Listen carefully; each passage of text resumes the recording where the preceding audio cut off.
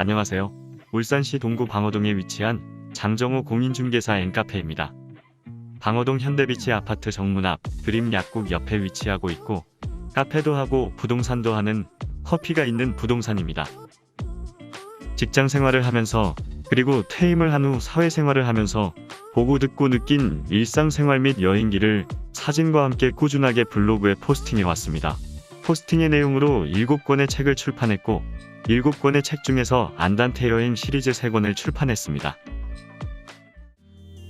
관동 팔경은 대관령 동쪽의 바닷가에 있는 8군데의 명승지를 말합니다. 평해 월송정, 울진 망양정, 삼척축서루, 강릉 경포대, 양양 낙산사, 간성 청간정을 여행하였고 풍천 총석정, 고성 삼일포는 북한 지역에 있어 볼 수는 없었습니다. 통영 미륵도와 한산도, 비진도, 연대도, 매물도, 그리고 소매물도 등 주민들이 다니던 각 6개 섬의 작은 오솔길을 재정비하여 연결한 것으로 한려해상 바다 백리길이라 부릅니다.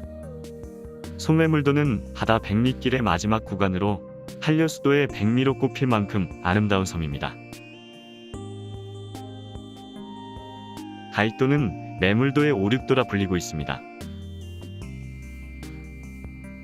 담양 소세원은 양산보 선생이 조성하였다고 합니다. 스승인 조광조 선생이 유배를 당하여 죽게 되자 출세의 뜻을 버리고 이곳에서 자연과 더불어 살았다고 합니다.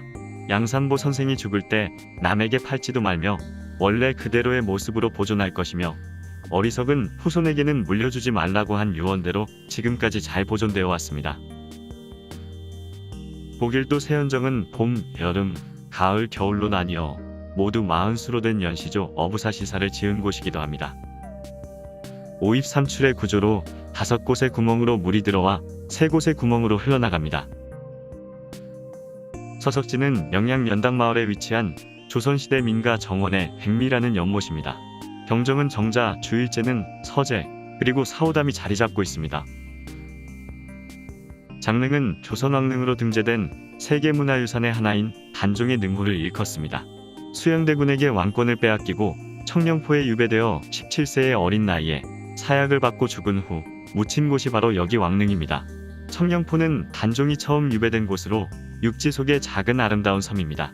단종어소는 유배 당시 단종이 머물던 본체와 궁녀들이 살던 행랑채가 있는 자그마한 기와집입니다.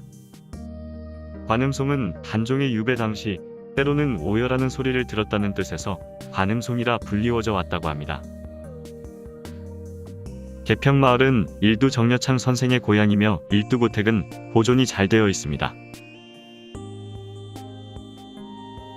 남계서원은 정여창 선생을 기리기 위해 세워졌으며 우리나라에서 소수서원에 이어 2번째로 오래된 서원입니다. 화림동 계곡은 옛날에 8개의 소와 8개의 정자가 있어 할담팔정이라 하여 이름을 떨쳤다고 합니다. 거연정, 군자정, 동호정 등 여러 채의 정자가 있습니다. 경복궁 근정전은 창경원의 명정전, 창덕궁의 인정전과 함께 조선 궁궐의 정전 중의 하나로 임금이 업무를 보던 곳으로 세종대왕이 경복궁 근정전 앞에서 한글을 반포했습니다. 교태전은 왕비의 생활공간, 아미산 정원은 왕비의 후원으로 기와지붕의 육각형 굴뚝, 자경전 담장은 대비의 침전, 향원정과 향원지, 곤영암은 1895년 을미사변 때 명성황후가 일제에 의해 시해된 역사적 비극의 현장, 지복제와 파루정은 고종이 건천궁에 거처할 때 사신을 맞이하고 서재로 사용, 경회루는 우리나라에서 가장 아름다운 누각이라 부르고 있습니다. 창덕궁 대조전은 왕과 왕비의 침전으로 사용, 흥복헌은 1910년 마지막 어전회의를 열어 경술국치를 결정했던 비운의 장소, 선정문에서 청기와 지붕인 궁궐의 편전인 선정전까지 연결되어 있는 복도각 건물, 인정전은 조선 임금이 업무를 보던 정전입니다. 낙선제는 조선 왕실의 마지막 여인들이 여생을 보낸 곳이기도 합니다. 창경궁은 세종이 즉위하면서 상왕인 태종을 모시기 위해 지은 궁궐입니다. 일제에 의해 동물원과 식물원으로 순환을 겪기도 했습니다. 즉조당은 광해군과 인조가 즉위한 곳이며 첩거당은 선조가 승화한 곳입니다. 저도 연륙교는 마산 저도와 육지를 이어주는 다리로 마치 영화에서 본 화이어강의 다리 모습을 연상하게 합니다. 1950년 6.25 전쟁이 일어나자 북한의 남하를 저지하기 위해 미국 기병 사단장의 명령으로 폭파된 외관 철교는 1993년 호국의 다리로 명명되었습니다. 벌교는 뗏목을 엮은 다리를 놓아 건너다녔다 하여 뗏목다리 즉 벌교라는 지명이 생겨났다고 합니다. 조선 영조 때 만들었다고 전해지는 홍교는 다리 밑이 무지개같이 반원형이 되도록 쌓은 다리입니다.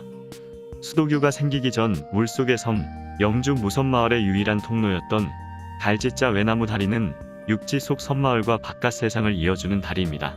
뿅뿅다리는 육지 속의 섬마을 회룡포마을과 바깥 세상을 이어주는 다리입니다. 뿅뿅다리를 건너면 우리나라 최고의 물돌이 마을인 회룡포 마을입니다. 지금까지 장정호 부동산 앤카페의 안단테 여행이었습니다. 감사합니다.